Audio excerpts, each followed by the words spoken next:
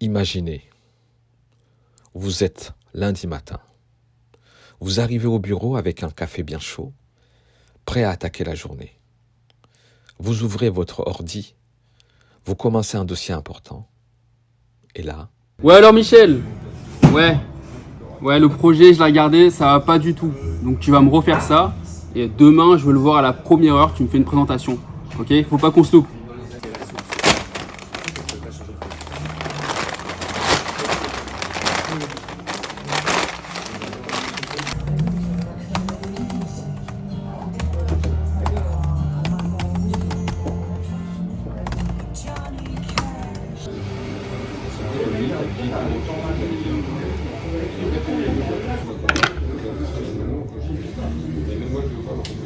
Votre concentration?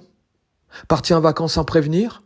Travailler en open space, c'est un peu comme essayer de faire une sieste en plein festival de musique.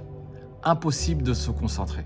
Et c'est pas juste agaçant. Le bruit en open space peut réduire la productivité de 66%. Aujourd'hui, on va voir pourquoi et surtout comment retrouver un peu de calme. Pourquoi le bruit en open space est un problème?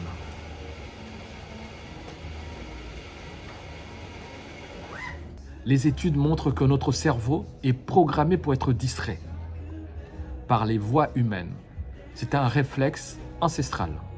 Quand quelqu'un parle près de nous, notre cerveau se demande si c'est une info importante ou un danger.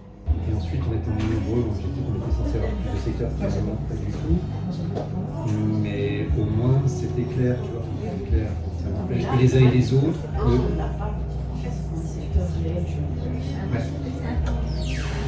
Fatigue plus stress plus erreur égale moins de productivité. Résultat, plus de fatigue, plus d'erreurs et un travail moins efficace. Mais alors, comment réduire ce bruit? Solution simple pour un open space moins bruyant.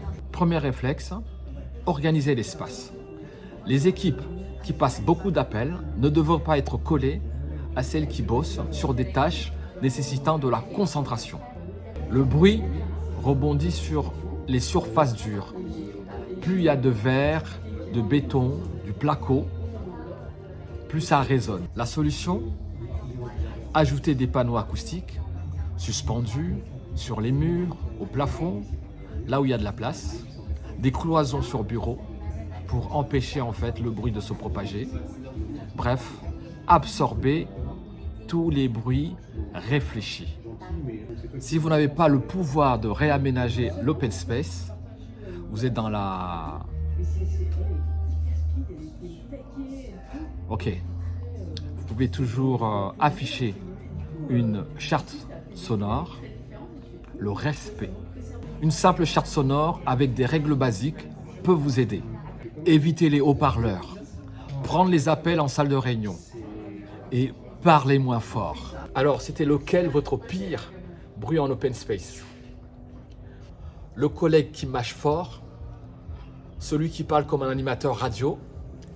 Racontez-moi en commentaire. Si cette vidéo vous a aidé, laissez un like, abonnez-vous et envoyez-la à un collègue un peu trop bruyant. Et on se retrouve très vite pour un prochain épisode sur le bruit.